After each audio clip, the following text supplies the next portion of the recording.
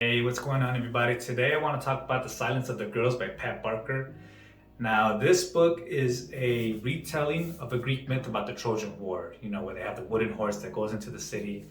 But there's something that happens before that. There's a huge fight on the battlefield, not actually the war itself, but between people of the same camp. So you got Achilles, the famous Achilles who has that heel that's sensitive, and he is battling his ego against another king named Agamemnon. Now, Agamemnon is a prideful guy who, brought all the kings together and made them all go, do this war for his brother's honor, which in reality he just wanted to go to war. Now, the story is told not through either of those kings, not through a hero, not through a god, but it's actually told through the eyes of Briseis. And Briseis is the slave of Achilles. And you don't really know much about her in the Iliad, the original text for most of this book, but you know enough about her to know what she would be like, what her personality is like, how she got along with different people. And this book, giving her a whole idea of it's all about her, it really shows like why certain things matter in war and giving up hope. Why are people fighting? What's the point of her even living if her family has gotten slaughtered in a war? And it really goes into her thought process, and it's interesting to see it not from the eyes of somebody that's glorious and going to be revered forever in history, but somebody who in most other cases they would just say, oh yeah, that's just another spoil of war, it's just another product that we bought or we stole from this town. And instead of labeling her as property, it shows how she thinks, how she feels, how she's human in all of this, even though they try to treat her as property as much as they can. Now, I was really thrown like for a loop in this book. I thought it was absolutely fantastic. I think it's my favorite retelling that I've read so far. And there's a few reasons for that. This book not only talks about how Briseis saw everything happening, but it's talked about how she felt throughout it. It showed how Achilles was behind closed doors. It showed how Patroclus was behind closed doors. It showed how ugly and disgusting wars can be, about how animalistic and ruthless they really are. Because there's a lot of stories, there's a lot of retellings where they try to make it all glamorous and beautiful and it's all about feelings and love, but it's still war. It's still Greek mythology where they're known for their tragedies. And Pat Barker did not skimp out on that at all. She even made me look back at the pages and go, wow, like I can't believe she wrote that. And I think that's one of the most fantastic things she could ever do, because she hit both nails on the head. In the Iliad, it was pure savage war, and in other retellings that I've read, it was really hardcore into, the feelings of everybody. But she found that perfect balance of talking about how much gruesome aspects to how many, moral dilemmas that the people are going through. And I'm a little bit biased. I typically tend to like male authors when it comes to war books a little bit more, mythology books just a little bit more, because they'll talk about, how someone was stabbed, how this guy was murdered, how this person was mangled, and I feel like I need to read that stuff because I'm not reading a fun, cute story. I'm reading a book about, war. And so when I picked up this book, I was like, oh, okay, let me see what it's all about. But she really goes in. Like, I could have sworn a man wrote this book by how gruesome it was, how many details of this person's death or that person's blood or their guts and intestines. Now, the book isn't filled with it. There's only a few parts of it, but the fact that she included them made me really happy, considering that that's one of the things I look for in a Greek retelling or a war book in general.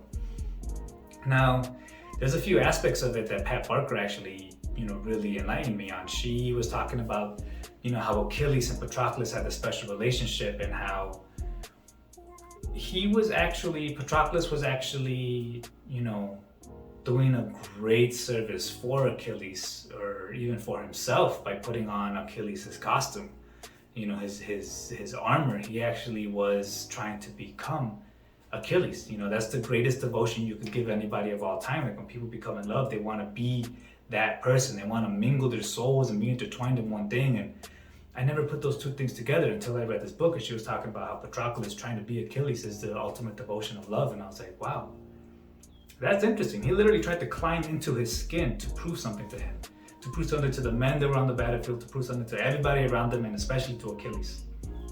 Now, this book actually talks about how Briseis was snatched from her family, taken by, Achilles, the butcher, the warrior, the savage, ruthless demigod beast who was just a tornado on the battlefield, how she was abducted by him, taken back to the Greek camps so they could sack the city of Troy.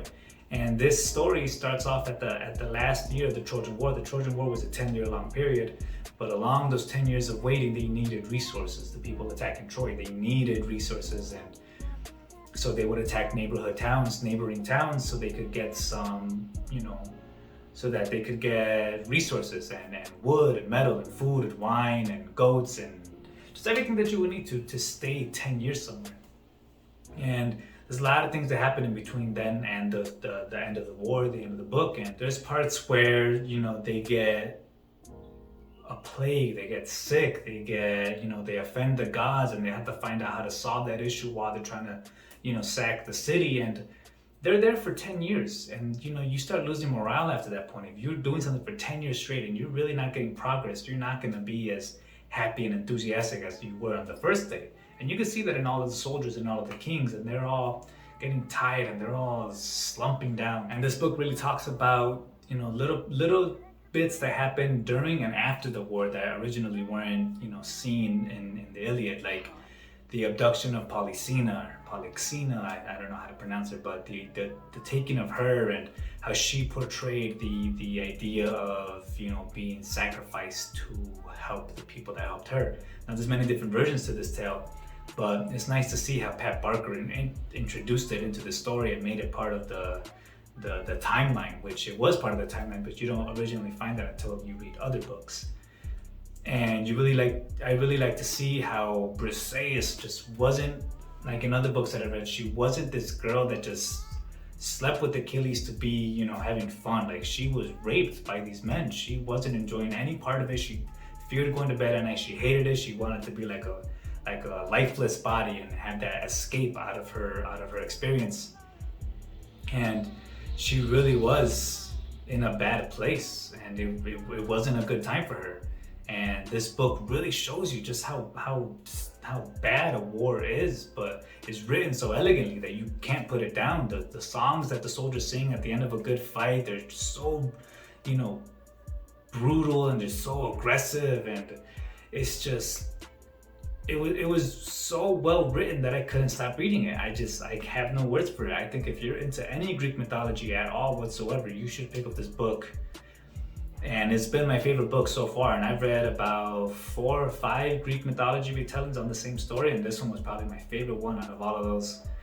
And I actually want to look up more Pat Barker's book because I was just so impressed by her writing on the very first page. I knew this was going to be a good book, and I knew that she was going to deliver, and she did not fail my assumptions. But anyway, that's the end of the book review. I hope you guys like it. Check out this right here. I'll try to see if I find out how to do, linking it in the description and all that good stuff on Amazon. But let me know what you guys think. If any of you have read this book, let me know. If any of you didn't like the book, let me know why or why not. And just, I want to start up a conversation, see what you guys are talking about. Any other Greek retellings that I should read. Maybe some that are better, some that are worse. And I'll talk to you guys next time.